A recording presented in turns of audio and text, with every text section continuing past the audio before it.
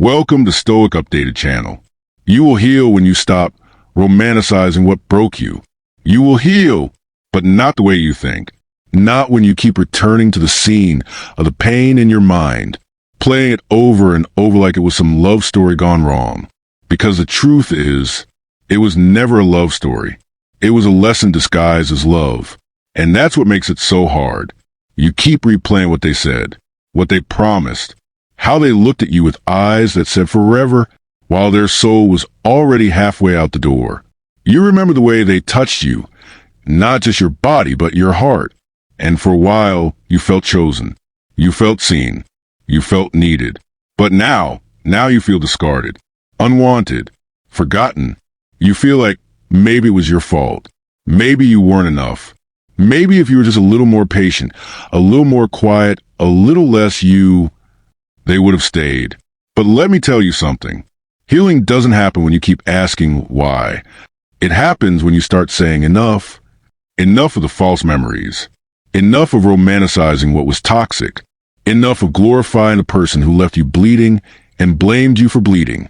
Because here's what nobody tells you. You're not missing them. You're missing the version of you who believed in love. The version of you who still had hope. The version of you who thought someone's words actually meant something. You miss the fantasy, not the person. You miss the potential you saw, not the reality they gave you. And that distinction, right there, is where your healing begins. Let's go deeper. When someone betrays your trust, when someone lies, manipulates, gaslights, cheats, they are not showing you who you are. They are showing you who they are. But we internalize it, don't we? We make it about us. We carry the guilt. We question our worth. We look in the mirror and wonder, what did I do wrong? But that mirror is cracked. You are seeing yourself through the eyes of someone who couldn't love you properly. That is not a reflection of truth. That is a distortion born of pain. Let me say this clearly. You are not hard to love. You were just trying to be loved by someone who didn't know how to love without conditions, without ego, without selfishness. And that's not on you. That's on them. Still, the pain is real. The grief is real. The nights you cried yourself to sleep? Real. The days you stare at your phone, hoping they'd reach out? Real. The weight loss, the anxiety, the overthinking, the isolation, all real. So don't let anyone tell you to just move on. This isn't about moving on. It's about moving through the memories, through the lies, through the illusion you clung to because it made you feel alive. And that's what hurts the most, isn't it? They made you feel alive. They made your world colorful again. You smile more. You laugh louder. You felt seen. And then nothing. Gone. Like it never meant anything. Like you were a bookmark in their story, but they were the whole novel in yours. And still you loved. You gave. You believed. Don't be ashamed of that. That love you gave, it wasn't wasted. It was evidence that your heart still works, even when others try to break it. But let's be honest, you've been breaking your own heart, too. Every time you reread old texts, every time you replay the good moments and forget the bad ones, every time you say, they weren't that bad. Yes, they were. If they made you question your worth, that's bad. If they made you feel small so they could feel big, that's bad. If they confused you, drained you, ignored you, used you, that's not love. That's control. And love should never feel like a battlefield where only one person gets to win. You don't heal by revisiting the battlefield. You heal by walking away from it. You heal when you stop expecting closure from people who were never open in the first place. You heal when you stop giving CPR to dead connections. You heal when you finally sit with your own heart and whisper, I'm sorry I kept putting you through that. That's where healing starts, with an apology to yourself. And then something incredible happens.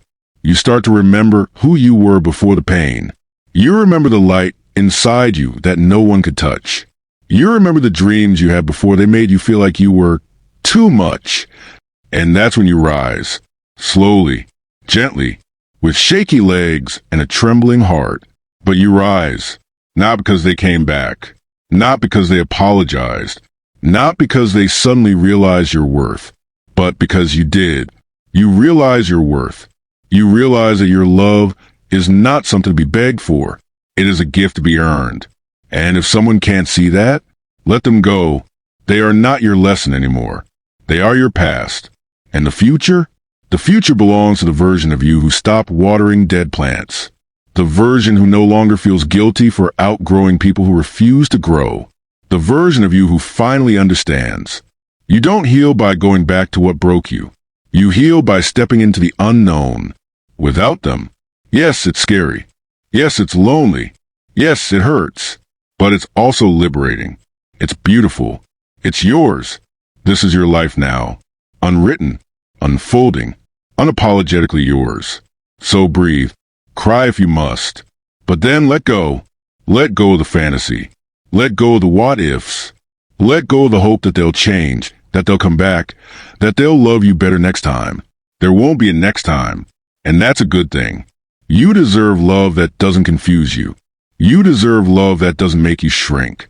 You deserve love that feels like peace, not chaos. And that love, it begins with you. It begins the moment you stop romanticizing what broke you and start romanticizing your healing. Start romanticizing your solitude. Start romanticizing the quiet moments where you choose yourself. Start romanticizing the version of you who didn't settle. That version of you, the one who walks away instead of waiting. The one who says, I love you, but I love me more. That version, that's the one who heals. That's the one who thrives. That's the one who finally sees that the pain was never punishment. It was preparation. Because you were never meant to stay broken. You were meant to break open so that more of your soul could come through. And now you're free. Not because it doesn't hurt anymore, but because you finally stopped pretending it was love.